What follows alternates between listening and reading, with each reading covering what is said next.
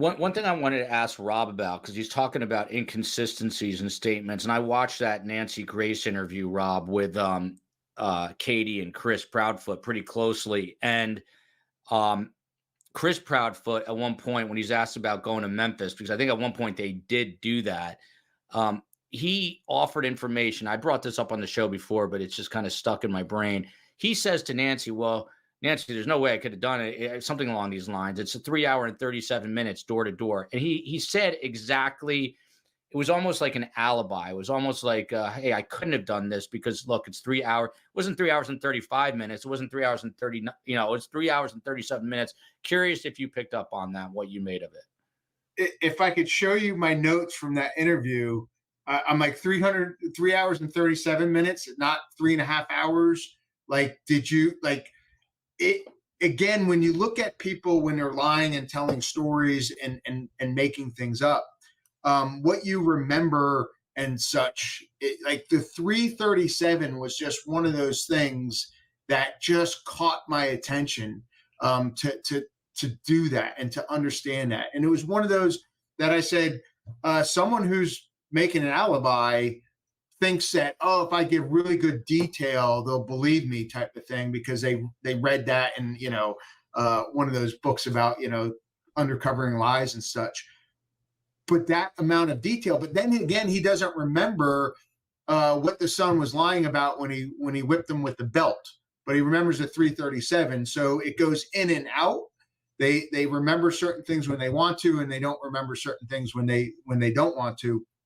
But it was definitely one of those. It caught my attention, and I said, someone who's like laying that alibi out thinks if I give them a lot of detail, they're going to believe me. So 3 hours and 37 minutes caught my attention right off the bat. I wrote it down saying, okay, that's a bit much for me to understand that excuse. That alibi building thing.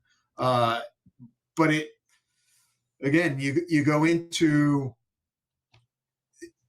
what was, there's so many ways to be able to check certain things like license plate readers and toll things and all these other stuff and phones. If he had his phone, I can start looking at the cell tower hits on that phone because I would assume he would be talking to his wife as he's hurrying home. Like, did you find anything? Did you find anything?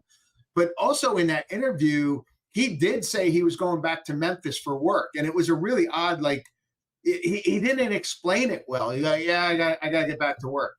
And then Nancy followed up, well, are you going? And she goes, and the wife, the wife says, yes, but not for work. I'm just going to join him. Like, from all the people I've seen on missing people, they're so afraid to even turn the porch light off, let alone leave the house, thinking for whatever reason that they need to be there. And they kind of casually say, oh, yeah, we're going for his work. But I did think of the threats there, because I do know it's like I've seen people want to move out of the house just because of all the media attention and the threats back to the family. And I can see that too. But the reason they gave was not that at all. And it was early on. I don't know when Nancy Grace's interview was, but she hit on it. Like, you're leaving the house. You're not worried about it. Like, and then the excuse was very, very bland and vague. Yeah. Well, Rob, at one point, and I'll get back to the other two in a moment. And I appreciate everyone being patient, but at one point, Rob, they did leave. I mean, that is for sure. They took off. If I have three children, if one of them went missing, I just know how I would react. I would never leave. I'd be at the front, steps of my house. I mean, what did you make of that? Because the previous question was, would that raise the antennae of law enforcement? It would. Again, I have 4 kids, and my God, if anything happened, and then I don't even want to say what their mom would do, because that would be even like it's one of those mother instinctual things and parents that you would just never, I don't think, want to leave the house. But with the blinders on, that's how I would react, and that's how certain people would react. That you can't really say, well, that indicates that they did it. You still have to keep those eyes open, even though it's heightening. It's a yellow flag, because everyone thinks, oh, everyone should react with us. And I've seen other things happen where people don't react the same way you think, and you're like, oh, they're guilty because they're not doing what I would do.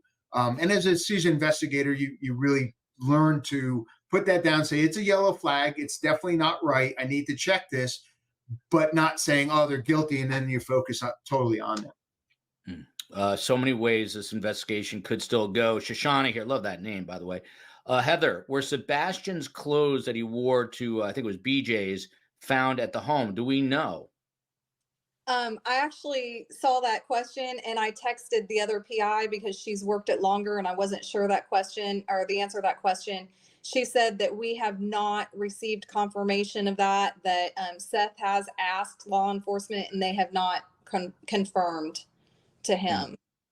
And then there's this question from Kelly J. Did you find it odd that Katie calls him and he calls the sheriff, not 911, and not the mother calling 911? Heather, that is curious, right? It's interesting. And what I had been told about that was that she was supposedly on three-way during that call, but she was muted. It's always an answer, I guess.